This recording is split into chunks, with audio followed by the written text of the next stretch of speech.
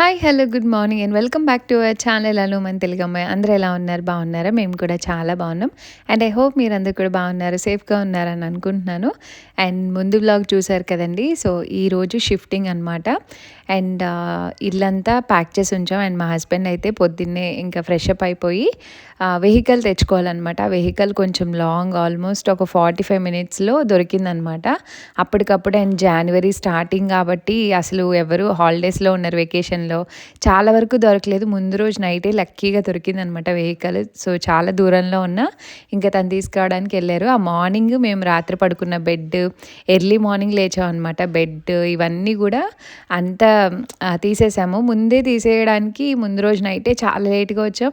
And అరకాల్లో పిసరంత ఓపిక కూడా లేకుండా వచ్చామనమాట. ఇంకా ఎర్లీ మార్నింగ్ లేచి పిల్లల్ని కూడా లేపి ఇంకా బెడ్ ఇవన్నీ సదిరి ఇంకా మా హస్బెండ్ ఎళ్ళాక పిల్లలకి నేను బ్రేక్‌ఫాస్ట్ పెట్టేసి, స్నానాలు పోసేసి, మా ఎదురింట్లోనే ఉంటారనమాట ఒకళ్ళు తెలుగు ఫ్యామిలీ. వాళ్ళ దగ్గరికి పంపించేసాను. వాళ్ళకి కూడా ఇద్దరు పిల్లలుంటారు. వాళ్ళతో ఉంటే నేను ప్యాక్ చేసుకోవాల్సినవి ఇంకా ఉన్నాయి. కిచెన్‌లో చాలా వరకు ఓపెన్‌లోనే ఉన్నాయన్నమాట. ఇంకా అవన్నీ మా హస్బెండ్ ఎళ్ళాక చాలా వరకు ఇంక అన్నీ సర్దుతూ, ఇలా బాక్సెస్ తెచ్చుకొని, అందులో వేసుకొని ఆల్మోస్ట్ ఒక 30% ప్యాకింగ్ అయితే ఆ రోజు మార్నింగే కంప్లీట్ చేశాను. మా హస్బెండ్ ఎళ్ళడానికి 45 మినిట్స్, రావడానికి 45 మినిట్స్, ఈ గ్యాప్‌లో చాలా వరకు సర్దాననమాట. లిటరల్లీ అండి ఆ రోజు అసలు ఓపిక లేదు. నిద్ర కూడా అస్సలు సరిపోలేదనమాట. Early morning లేచాం. ఎందుకంటే ఈ షిఫ్టింగ్ ఎంతవరకు అవుతది మళ్ళీ, అండ్ అందరికీ 11కి రమ్మని చెప్పా అనమాట. ఫ్రెండ్స్ కూడా 3 ఫ్లోర్స్ నుంచి దించాలి కదా మొత్తం అన్నీ. సో, ఈలోపు వెహికల్ తెచ్చేలోపు ఇవన్నీ గూడా అవ్వాలి అని జెప్పి ఇంక అన్నీ చేస్తూ ఉన్నాం. అండ్ ఎంత హ్యాపీగా ఇల్లు ఖాళీ చేసాం అనుకున్నామో అంత డిజాస్టర్ అయింది. అసలు కంప్లీట్‌లీ మమ్మల్ని ఏమంటారు, కుప్పకూలిపోయామనమాట మేము. Hi! Hello! Good morning and welcome back to our channel. So, ఈరోజైతే షిఫ్టింగ్ ఉండే మీరు చూస్తూ ఉన్నారు కదా వ్లాగ్. నేను అసలు ఏమీ ప్రాపర్‌గా షూట్ చేయట్లేదు. ఫస్ట్ ఆఫ్ ఆల్ అసలు ఆ ఖాళీ కానీ, ఆ గుర్తు రావడం కానీ ఏమీ లేదనమాట. అండ్ ఈరోజైతే ఇంకా ఇంట్లో పనులు ఏమీ అవ్వలేదు అక్కడ. ఇక్కడంతా ఎవ్రీడే వచ్చి నైట్ 12 వరకు అలా అలా ప్యాక్ చేసుకున్నాము. మార్నింగ్ కూడా మార్నింగే లేచి ఇంకా బెడ్ అవన్నీ ఆ రూమ్లో చూపించాను కదా, అవన్నీ తీసేసాం. ఇంక మా హస్బెండ్ వెహికల్ పిక్ చేసుకోవడానికి వెళ్ళారు. చాలా దూరంలో దొరికింది. ఇప్పుడు హాలిడే సీజన్ కదా, ఈరోజు జనవరి 3 అనమాట. ఎక్కడో ఆల్మోస్ట్ 45-50 మినిట్స్ దూరంలో దొరికింది. సో, పిక్ చేసుకోవడానికి వెళ్ళారు. అండ్ మీన్ వైల్ నేనైతే కిచెన్లో ఇంకా లాస్ట్లో ఉంటాయి కదా ఏవో ఒకటి, అవన్నీ ప్యాక్ చేస్తున్నాను. ఆ 3 బాక్సెస్ ప్యాక్ చేశాను ఇప్పుడే. ఇంకా ఆల్మోస్ట్ అన్నీ అయిపోయాయి. ఇంకా చిన్న చిన్న ప్యాకింగ్స్ వెళ్ళే కొద్దీ ఏదో ఒకటి ఉంటూనే ఉంటాయి కదా. అండ్ చాలా డేస్ అయిపోయింది మాట్లాడి కూడా. నిన్నైతే ఆల్మోస్ట్ అక్కడ ఇల్లు క్లీన్ చేసుకొని వచ్చేటప్పటికి అసలు ఒంట్లో అసలు పిసరంత ఓపిక కూడా లేదనమాట. నైట్ 10 అయింది. అంతా వాల్ కొట్టాం కదా, ఆల్రెడీ ఫుల్ డస్ట్ ఉంది ఇంట్లో. ఇంకా అదంతా క్లీన్ చేసుకొని మాబ్ అయితే నొక్కి నొక్కి పెట్టాల్సి వచ్చింది. ఆ రెడ్ మట్టికనమాట. ఆషిక్ ఒకటి ఫీవర్ బాగాలేదు. అండ్ మల్టిపుల్ థింగ్స్ అనమాట. నేను అసలు ఏం షూట్ చేయలేదు. కార్లో వచ్చి కూర్చున్నాక హాఫ్ అన్ అవర్ రావాలి కదా పాతింటికి, వచ్చి కూర్చొని ఇక్కడికి వచ్చాక కార్ నుంచి దిగడానికే టైం పట్టిందనమాట. మొత్తం బాడీ పెయిన్స్ హెవీగా. ఇంకా వచ్చి ఓపిక చేసుకొని ఫ్రెష్ అప్ అయ్యి ఇంక వచ్చేటప్పుడే డిన్నర్ ఏం కుక్ చేసుకోలేదు. మధ్యాహ్నం రైస్ ఉంటే పిల్లలకి కర్డ్ రైస్ పెట్టేశాను. కిచెన్ అంతా నిన్న వ్రాప్ చేశాను కదా. సో, మేము వచ్చేటప్పుడు ఏదో వెజిటేబుల్ వ్రాప్ ఒకటి తెచ్చుకొని, ఇంకా అషికి ఫీవర్ ఉంది కాబట్టి అది బ్రెడ్ తింటా ఉంది. ఇంకా తనకి బ్రెడ్ పెట్టేసి నైట్ పడుకునేటప్పటికి చాలా లేట్ అయింది. పడుకొని మార్నింగే లేచాము. ఇంకా ఫైనల్ డే, ఇంటికి ఇదే లాస్ట్ డే అనమాట. సో, వీళ్ళు వచ్చి ఇదంతా పిక్ చేసుకొని వెళ్ళాక నేను ఇక్కడే ఉంటాను. పిల్లల్ని ఇంట్లో పిల్లలు లేరు, ఆపోజిట్ హౌస్ ఫ్రెండ్ వాళ్ళు ఉంటే వాళ్ళ ఇంటికి పంపించాను ఆడుకుంటారని. ఇంట్లో నన్ను ప్యాక్ చేసుకొని ఇవ్వట్లేదు. అండ్ ఇదంతా అయిపోయాక వాళ్ళు తీసుకెళ్ళాక ఇంకా నేను హౌస్ క్లీనింగ్ స్టార్ట్ చేయాలి. ఇంకా మేము పెయింటింగ్స్ కూడా వేయాలి. వాల్స్కి అక్కడక్కడ మరకలు ఉన్నాయన్నమాట. టచ్అప్స్, ఇంకా కొన్ని వాల్ ఫిల్లింగ్స్ అవన్నీ ఉన్నాయి. అండ్ హౌస్ అంతా డీప్ క్లీన్ చేయాలి.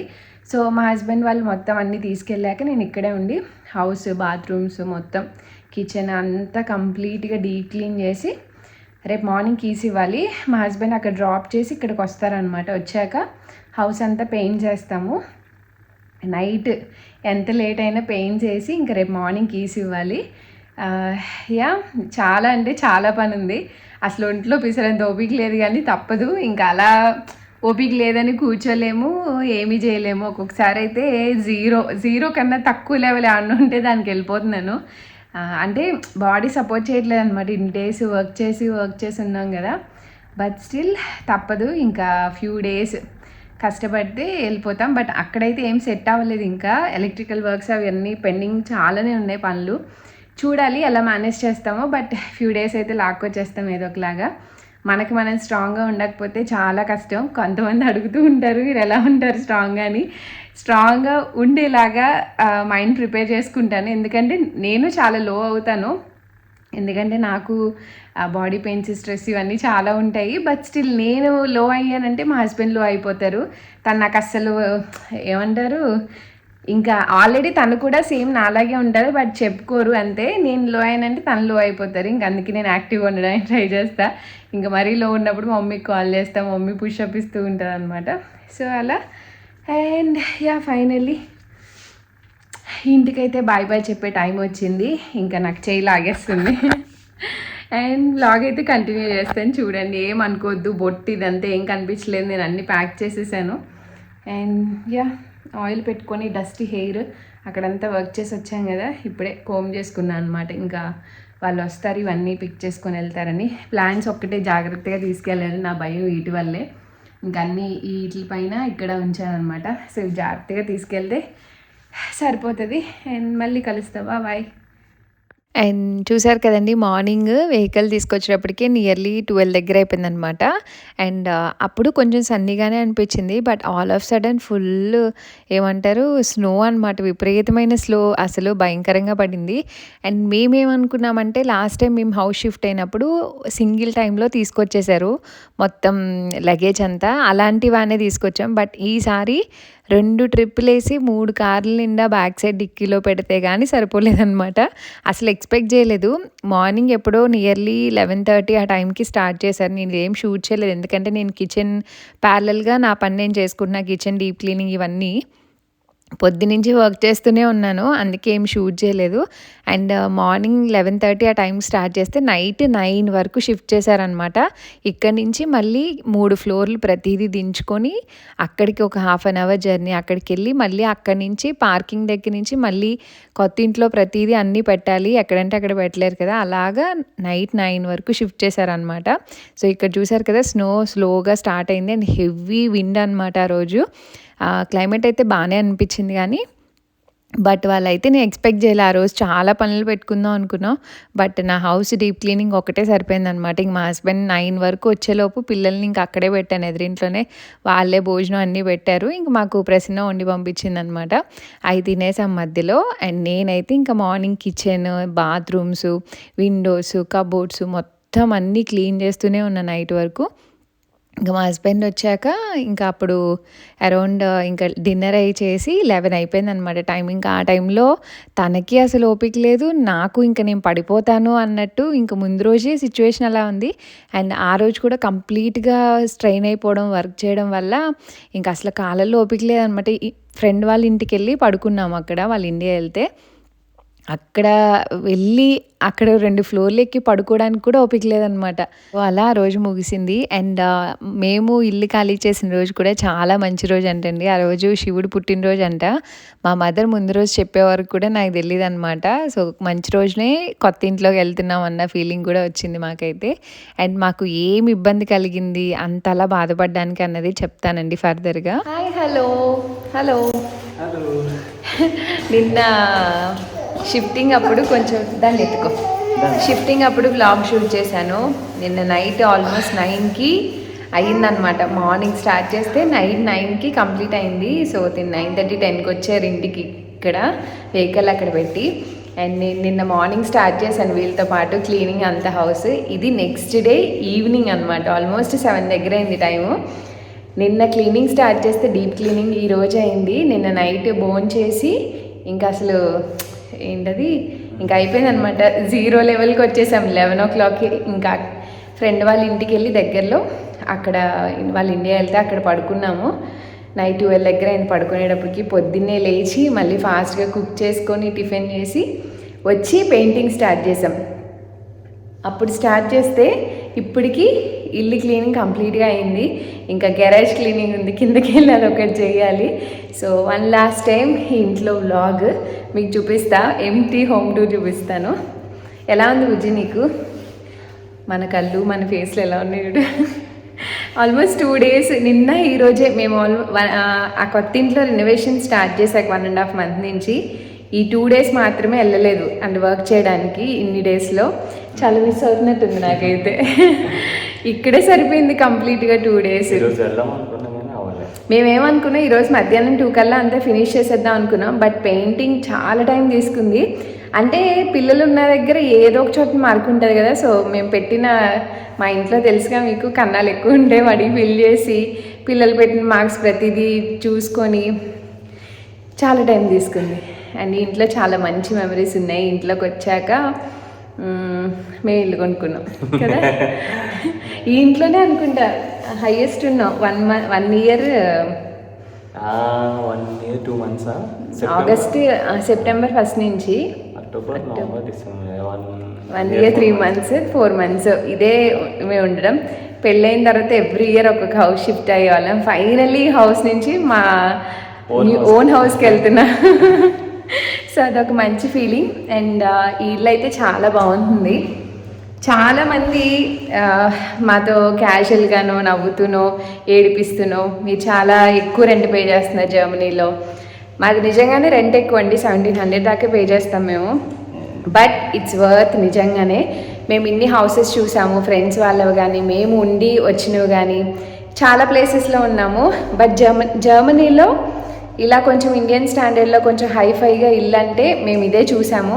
అందుకే రెంట్ ఎక్కువైనా ఆలోచించలేదు. మాకేంటంటే ఇల్లు బాగుండాలి, మనం పీస్ఫుల్గా ఎవ్రీ మినిట్ ఇక్కడ స్పెండ్ చేస్తాం కాబట్టి మాకు ఎంత పే చేసాం అన్నది కాదు, ఇల్లు బాగుండాలి, అంతా బాగుండాలి అన్నది చూసుకున్నాం. నిజంగానే ఇల్లు అలానే ఉంటుంది హైఫైగా. మీకు బ్యాక్ కెమెరా పెట్టి చూపిస్తాను వన్ లాస్ట్ టైం.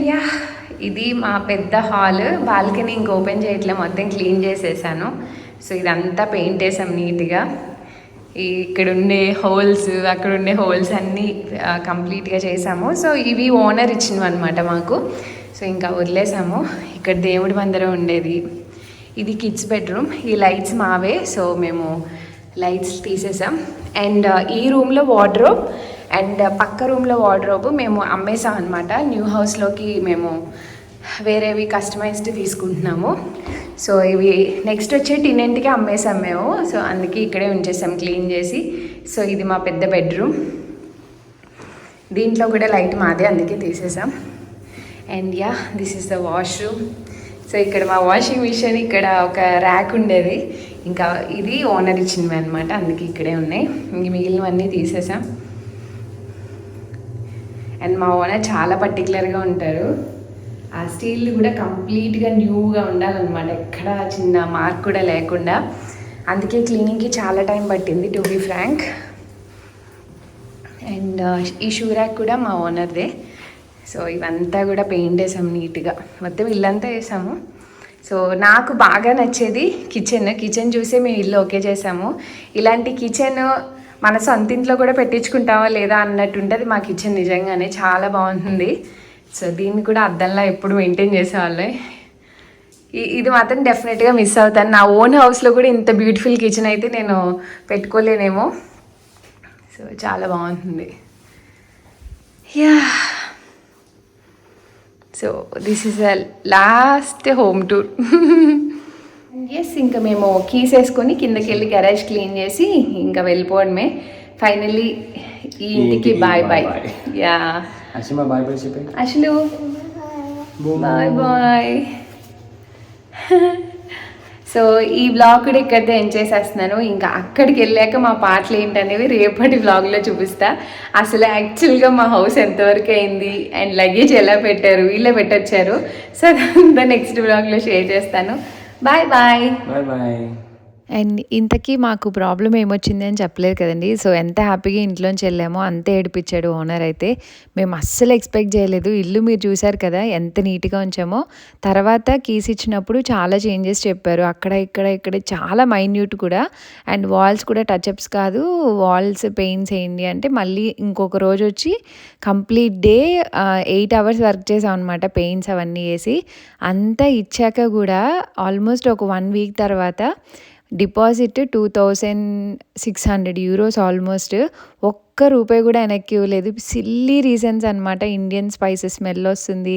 అది ఇది అండ్ ఫర్నిచర్ షిఫ్ట్ చేసినప్పుడు చాలా పిస్సరంతా గుమ్మం మీద అవి పోవడం. వాటి వల్ల నాకు కొత్త గుమ్మాలు కావాలి. ఏదో ఒక సొల్లు రీజన్స్ చెప్పి మొత్తం డిపాజిట్ అంతా ఉంచుకున్నాడు.